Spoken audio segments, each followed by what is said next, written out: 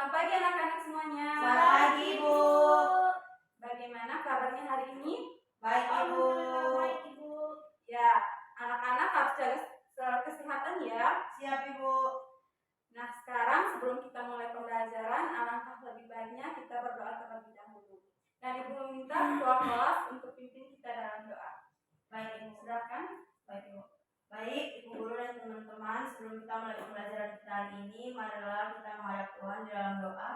Izinkan saya berdoa menurut kepercayaan saya. Berdoa mulai.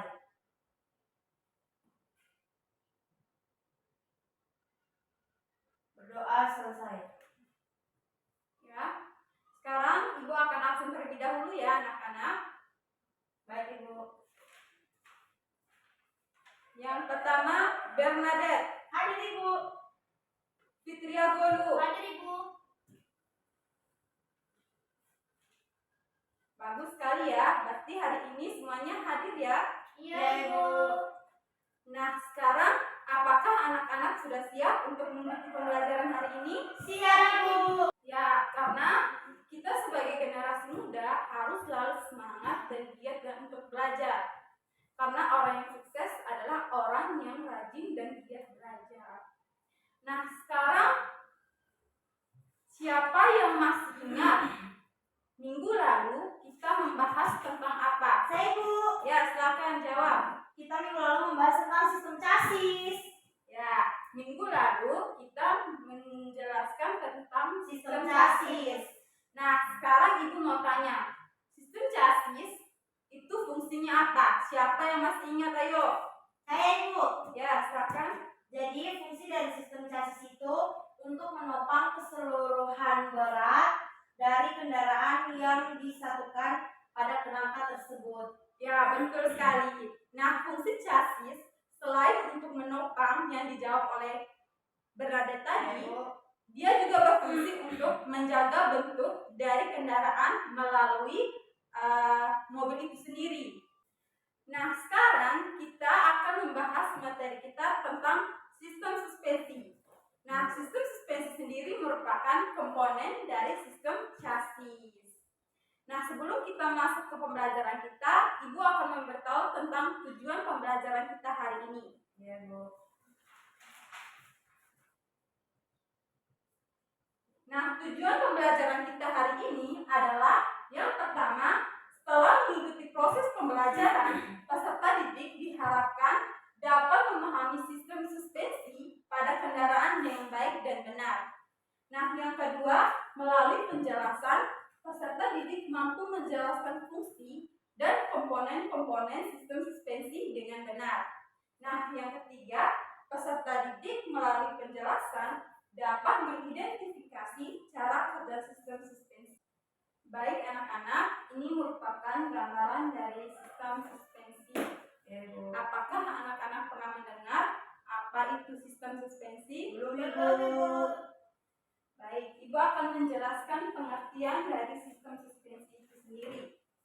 Nah, pengertian dari sistem suspensi adalah sebuah rangkaian komponen yang berfungsi untuk menyerap getaran yang ditimbulkan saat mobil berjalan di jalan yang tidak rata atau jalan yang rusak.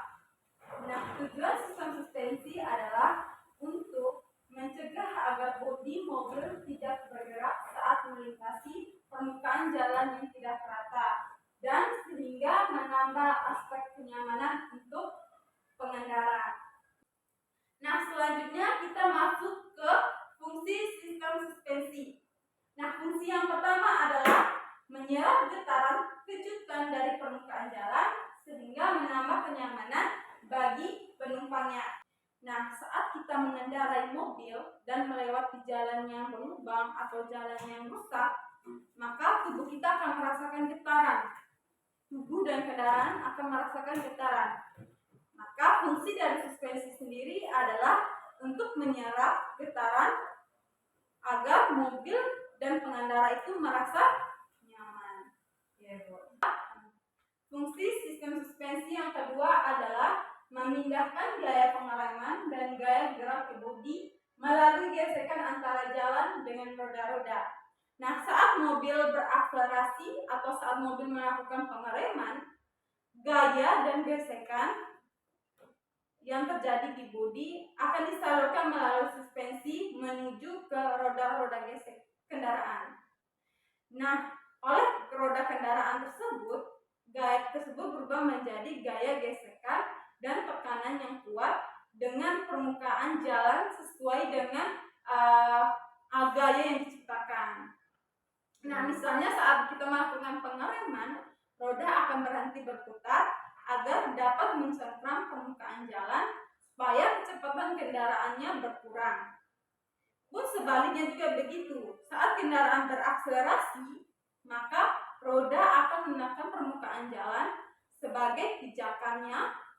Semua gaya gerak dan gaya pengereman yang terjadi di mobil akan dipindahkan oleh suspensi ke permukaan jalan melalui roda-roda. Nah, dengan begitu, maka gaya yang terjadi selama berakselerasi dan pengereman bisa lebih nyaman dan lebih stabil. Fungsi yang ketiga adalah menopang bodi pada aksel dan memelihara letak geometris antara bodi dan roda-roda. Nah, fungsi yang ketiga itu merupakan fungsi yang dirancang sedemikian rupa agar dapat menopang bodi kendaraan, namun tetap memberikan kebebasan kepada roda untuk dapat bergerak mengikuti kontur permukaan jalan. Nah, meskipun roda dapat bergerak bebas, sistem suspensi juga tetap menjaga letak geometris roda terhadap bodi kendaraan agar tetap memberikan kontribusi yang positif pada pengendara. Baik, sekarang kita masuk ke komponen sistem suspensi. Nah, sistem suspensi memiliki beberapa komponen, tetapi ada dua komponen penting dalam sistem suspensi, yaitu yang pertama adalah pegas dan yang kedua adalah shock absorber. Nah, ini merupakan sistem suspensi bagian depan dan ini merupakan sistem suspensi bagian belakang. Nah, komponen yang pertama adalah pegas. Ini. Nah, komponen ini berfungsi untuk menyerap getaran yang terjadi saat kita melewati jalan yang tidak rata atau jalan yang rusak. Nah, hal ini berguna agar getaran dan kejutan tersebut tidak diteruskan secara langsung ke bodi kendaraan. Nah, selain itu, pegas atau spring yang berfungsi untuk menekan sehingga menambah kemampuan atau daya cengkraman roda terhadap permukaan jalan. Dalam penggunaan pegas itu terdapat beberapa macam, yaitu pegas coil, yang kedua adalah pegas daun, dan yang ketiga adalah batang tosi. Nah, ketiga ini jenis itu memiliki fungsi dan keunggulannya masing-masing. Nah, selanjutnya kita masuk ke komponen yang kedua, yaitu shock absorber. Nah, shock absorber itu merupakan suatu komponen yang berfungsi untuk meredamkan oksilasi yang dihasilkan oleh pegas suspensi. Nah, oksilasi merupakan gerak naik turun yang terjadi ketika spring atau pegas menerima kejutan dari permukaan jalan yang tidak rata. Nah, shock absorber ini dihubungkan dengan rangka kendaraan dan roda. Nah, shock absorber atau yang lebih dikenal dengan peredam kejut itu terdiri dari beberapa bagian seperti piston, valve, dan minyak suspensi. Nah, shock absorber atau peredam kejut ini bekerja berdasarkan tahanan aliran minyak suspensi yang akan mengalirkan melalui orifice atau lubang kecil. Nah, komponen yang ketiga adalah boil joint. Yang ini, anak-anak, ya Bu. Ini merupakan boil joint. Nah, boil joint itu dia bentuknya seperti kalereng, tahu kalereng? Tahu Ibu. Nah, tapi dia lebih besar lagi. Nah, fungsi dari komponen itu yaitu menerima beban secara vertikal atau lateral. Nah, boil joint merupakan salah satu komponen sambungan yang terbuat dari bahan baja yang khusus. Kemudian di dalam boil joint itu terdapat gemuk yang memiliki fungsi sebagai pelumas. Namun terdapat beberapa boil joint yang tidak menggunakan pelumas, tapi melainkan menggunakan resin. Oleh karena itu, tidak memerlukan penggantian pelumas. Nah, komponen yang keempat adalah stabilizer bar. Nah, seperti adanya di bawah ini adalah contoh dari stabilizer bar. Ini yang seperti pipa ini. Nah, ini merupakan stabilizer bar. Nah, fungsi dari stabilizer bar itu untuk mengurangi kemiringan kendaraan yang diakibatkan oleh adanya gaya sentrifugal saat kendaraan membelok.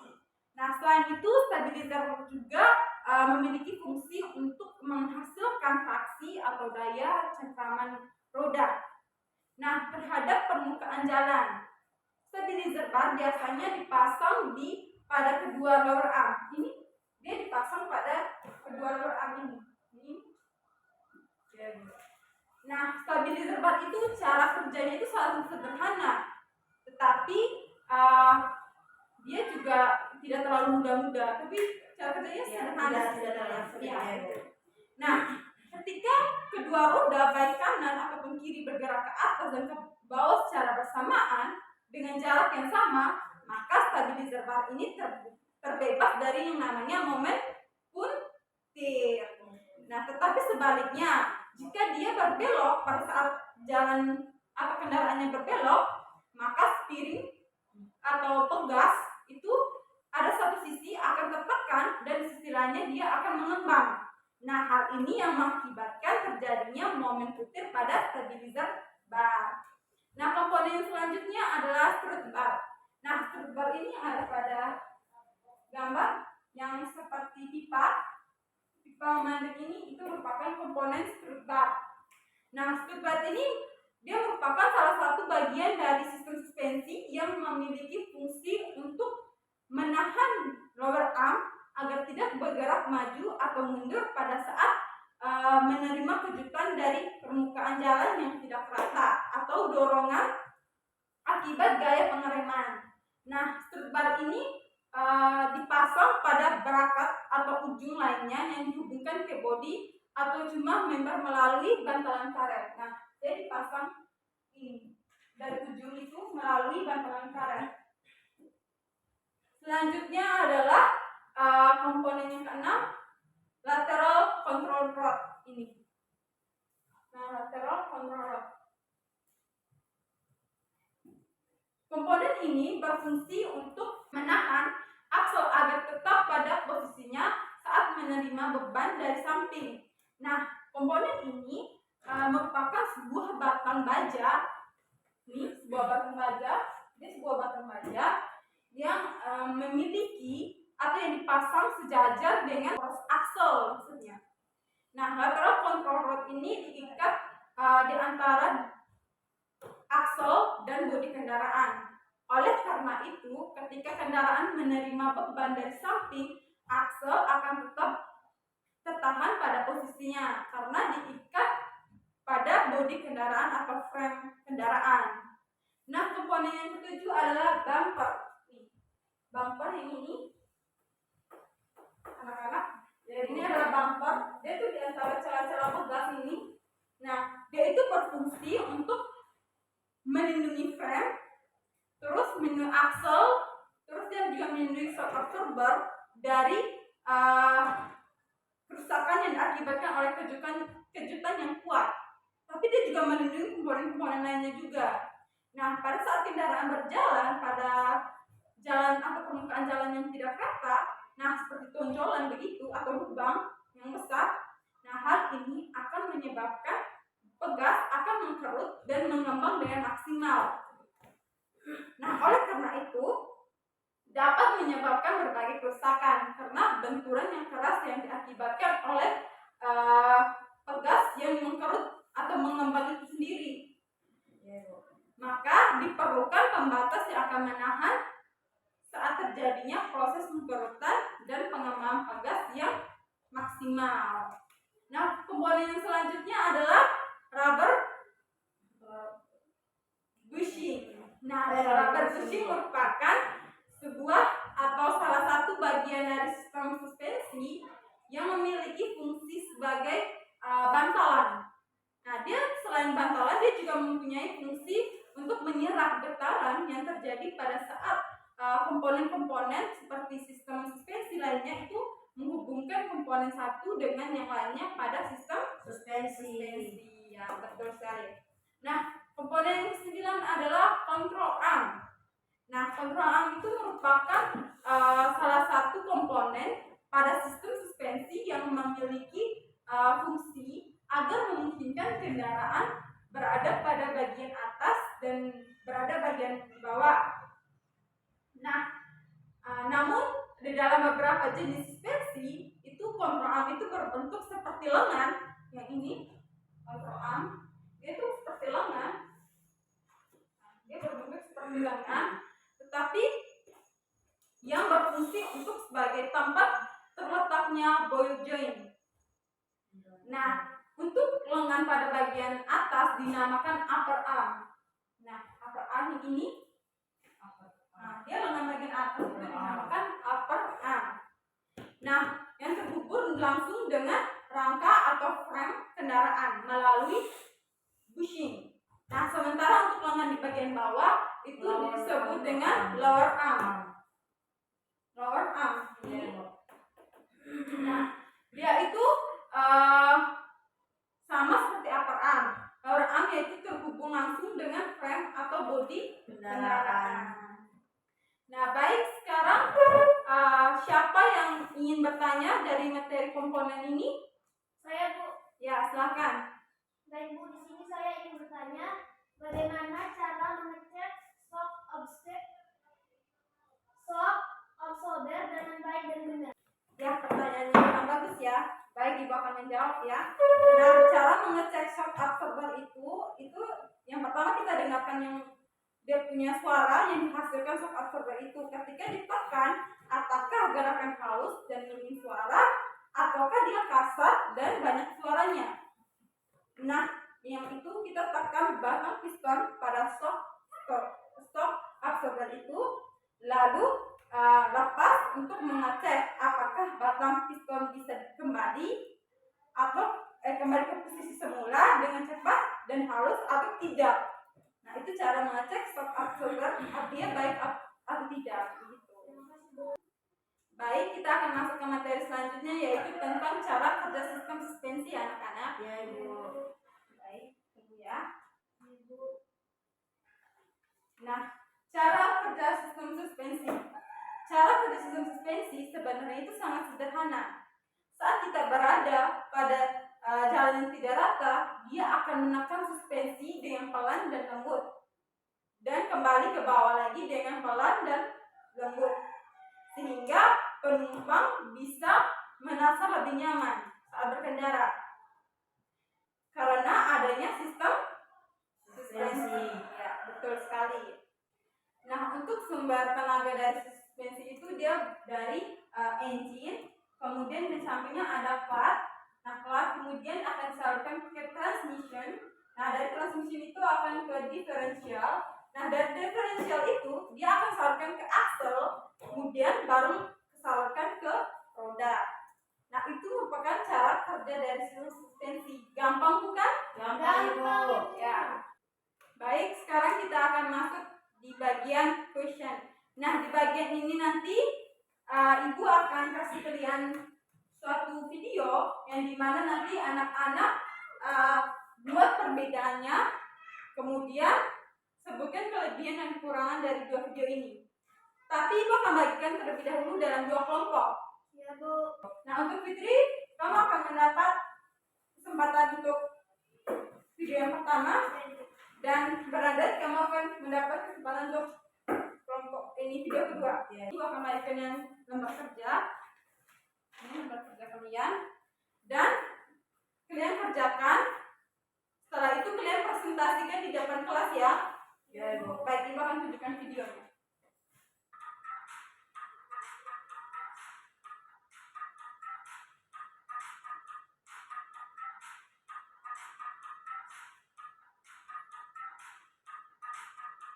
Silakan. Ini bukunya.